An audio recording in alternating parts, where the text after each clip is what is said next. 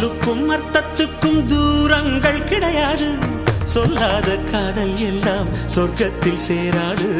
எண்ணிக்கை தீர்ந்தாலும் முத்தங்கள் தீராது.